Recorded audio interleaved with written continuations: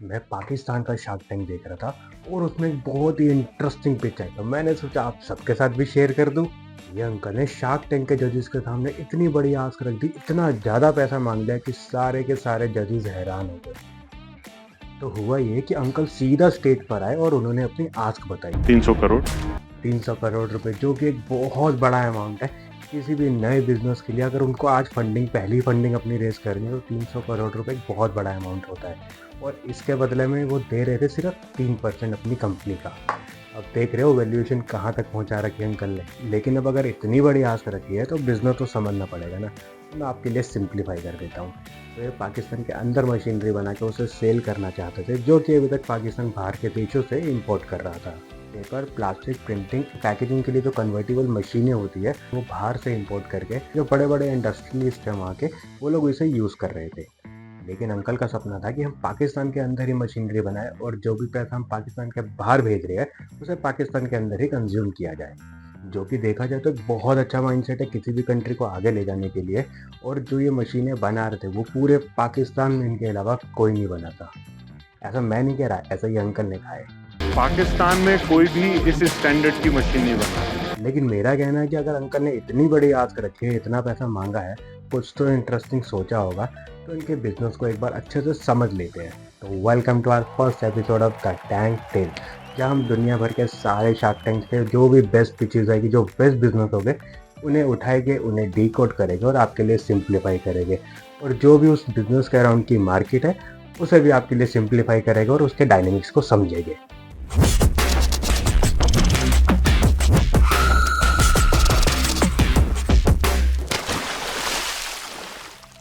तो इनका नाम है मुदासिर शाफिक और इन्हें 20 साल हो गए इस इंडस्ट्री में काम करते हुए। तो पिछले 20 सालों में इन्होंने काफ़ी सारी ऐसी हाई क्वालिटी मशीनें बनाई हैं, उसे सेल किया है, उसे काम करते हुए देखा है और काफ़ी सारी उसमें इम्प्रूवमेंट्स की है। स्लिटिंग मशीन, रिवाइंडिंग मशीन और पीवीएस स्ट्रिंग जैसी काफ़ी सारी मशीनें बनाई है और उसे सेल किया है। और इनकी वेबसाइट के अकॉर्डिंग इन्होंने काफ़ी सारी मशीनें बाहर एक्सपोर्ट भी की है। तो अब हमें ये तो समझ में आ गया कि शाफिक जी क्या अचीव करना चाहते हैं। लेकिन अब समझते हैं कि पाकिस्तान में इस मार्केट का क्या हिसाब किताब है। तो प्रिंटिंग और पैकेजिंग इंडस्ट्री का जो मार्केट साइज़ है पाकिस्तान में, वो अराउंड है $5.5 बिलियन का, जो पाकिस्तान करेंसी के हिसाब से हो जाता है अराउंड 13 खरब के आसपास। और ये 10% की ग्रोथ से ईयर ऑन ईयर बढ़ता जा रहा है। इसमें लोकल मैन्युफैक्चरर और इंटरनेशनल दोनों इंक्लूडेड है। तो आई गेस एक अच्छी अपॉर्चुनिटी है इस मार्केट में एंटर करने के लिए, अगर आपको इस चीज़ की नॉलेज है। लेकिन अगर ये एक अच्छी अपॉर्चुनिटी है तो इनकी पिच के साथ ये क्यों हुआ? यार ये तो मेरा ब्रेन शॉर्ट सर्किट हो गया। मुझे कोई आपकी इवैल्यूएशन समझ नहीं आई। ऐसा इसलिए हुआ क्योंकि जब पहले इनसे इनका कंपनी का रिवेन्यू पूछा गया तो इनका रिप्लाई था, इस वक्त हमारा बहुत कोई बड़ा रेवेन्यू नहीं है। इसकी मेन वजह यह है कि हमने चीज़ें डेवलप करी, बनाई, और जितनी हमारी पॉकेट साइज है उसमें हमने चीज़ें बनाकर अपने कस्टमर्स को दी, एक्सपोर्ट करी। तो बेसिकली इनमें पहले तो अपना रिवेन्यू के जो एक्चुअल नंबर थे वो रिवील ही नहीं किए और एक जेनरिक की बात कह के छोड़ दिया। इन्होंने इसके बाद ये भी मेंशन किया कि इनकी साल में 6 से 8 मशीन सेल होती है। और 2016 में जब इन्होंने पहली बार अपनी एक मशीन बनाई थी तो उसकी कॉस्ट थी अराउंड $300 के आसपास, जो कि पाकिस्तान करेंसी के हिसाब से हो जाती है अराउंड 83,000 के आसपास। मतलब 1 लाख से भी कम है इनकी मशीन का प्राइस। और उसके बावजूद इन्होंने 300 करोड़ रुपए मांगे, वो भी सिर्फ 3% के लिए, जिससे इनकी कंपनी की वैल्यूएशन बन जाती है अराउंड 10,000 करोड़ के आसपास, वो भी पाकिस्तानी करेंसी के हिसाब से 10,000 करोड़। कैलकुलेटर भी ई का एरर दे रहा है। लेकिन ये सब होने के बाद भी जब शार्क ने दोबारा इनसे इनकी रिवेन्यू पूछी तो इन्होंने जो नंबर्स बताए और जो इनकी आस्क थी 300 करोड़ की, उसमें काफ़ी ज़्यादा डिफरेंस था। 3.5-4 करोड़ रुपए। 3.5 से 4 करोड़ की सेल कर रहा है इनका बिजनेस एक साल में, जिस पर इनका नेट प्रॉफिट बनता है 35 से 40% के आसपास। नेट प्रॉफिट होता है बेसिकली जो भी आपकी सेल, जो भी आपका ओवरऑल रिवेन्यू है पूरे साल का, उसमें से सारे खर्चे, सारे एक्सपेंसेस, मार्केटिंग कॉस्ट वगैरह सब कुछ निकाल के जो अमाउंट बचता है उसे कहते हैं नेट प्रॉफिट। तो 35 से 40% नेट प्रॉफिट के हिसाब से इनका जो प्रॉफिट निकलता है वो अराउंड 1.5 CR के आसपास का निकलता है, जो काफ़ी सही है काफ़ी सारे बिजनेस के हिसाब से। लेकिन 300 करोड़ के आस के हिसाब से समझ में आ रही है कि 300 करोड़ इतनी बड़ी रकम पाकिस्तानियों के लिए कब होगी। तो इनका लास्ट ईयर का रिवेन्यू 4 करोड़ है। और अगर मैं इनके पिछले 8 साल का रिवेन्यू भी सेम मान के चलूँ, एक बार को मान लेते कि 4 करोड़ ये हर साल करते हुए आ रहे हैं, जो कि पॉसिबल नहीं है क्योंकि स्टार्टिंग में आपका बिजनेस धीरे धीरे ग्रो करता है। और आई थिंक अभी रिसेंटली इनका 4 करोड़ था, तो पहले कम ही होगा, लेकिन हम एक बार को मान लेते हैं कि 4 करोड़ ही है। तो पिछले 8 साल के हिसाब से भी इनका रेवेन्यू टोटल करके भी 32 करोड़ के आसपास निकलता है।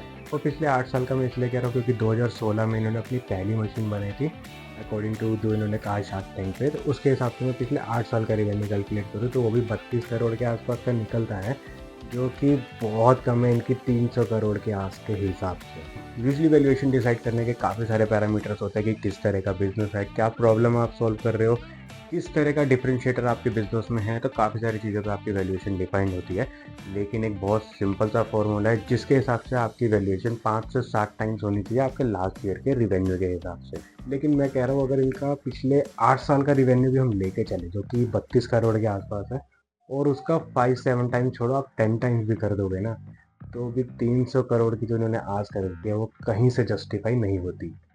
अब इतना ज़्यादा गैप है तो हो सकता है कि इनकी कंपनी की जो इन्वेंट्री है उसकी वैल्यू काफ़ी ज़्यादा हो जो जस्टिफाई करे इनके इस आस को। तो वो भी एक बार देख लेते हैं। अराउंड सेफ साइड अगर मैं लूँ तो 7-8 करोड़ को। तो इनकी जो इन्वेंट्री है वो 7 से 8 करोड़ के आसपास था, और इनका जो प्रॉफिट है वो 1.5 करोड़ के आसपास है। तो अब मैंने हर तरफ से इनके बिजनेस को देखने की कोशिश की, लेकिन मुझे कहीं से नहीं लग रहा कि इन्होंने जो वैल्यूएशन मांगी है या फिर जो अपनी आस रखी है 300 करोड़ की, वो कहीं से भी जस्टिफाई नहीं हो रही। इन सारी चीज़ों के बाद भी हमें एक ऑफ़र मिलता है।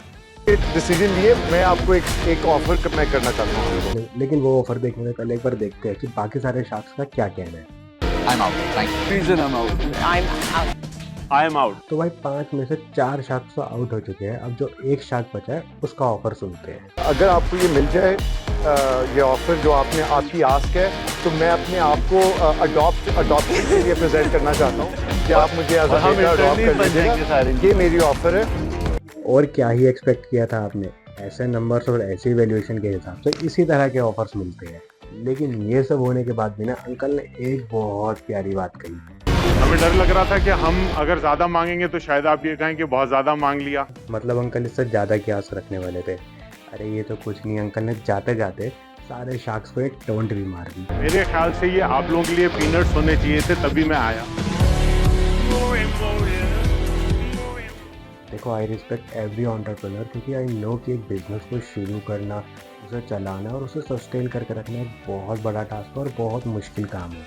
लेकिन अगर आप एक बड़े प्लेटफॉर्म पे आके ऐसे नंबर बोल रहे हो और कुछ भी वैल्यूएशन मांग रहे हो, तो एक गलत मैसेज जाता है बाहर की दुनिया में, जो कि हमें अवॉइड करना चाहिए as a business owner. Business owner होना एक बड़ी रिस्पॉन्सिबिलिटी होती है जो काफ़ी लोगों को इंस्पायर करती है। तो मेक श्योर आप जो भी कर रहे हो सही कर रहे हो, डेडिकेशन के साथ कर रहे हो और पूरी ईमानदारी के साथ कर रहे हो। तो मैं भी आपसे एक्सपेक्ट करता हूँ कि इसी ईमानदारी के साथ आप इस चैनल को सब्सक्राइब कर दोगे, ताकि आपको ऐसे बिजनेस रिलेटेड इंसाइट्स मिलते रहे और मुझे भी थोड़ा सा इंस्पिरेशन मिलता रहे ऐसी वीडियोस बनाने के लिए। तो मिलते हैं किसी और वीडियो में, सीखेंगे कुछ नया। Bye bye.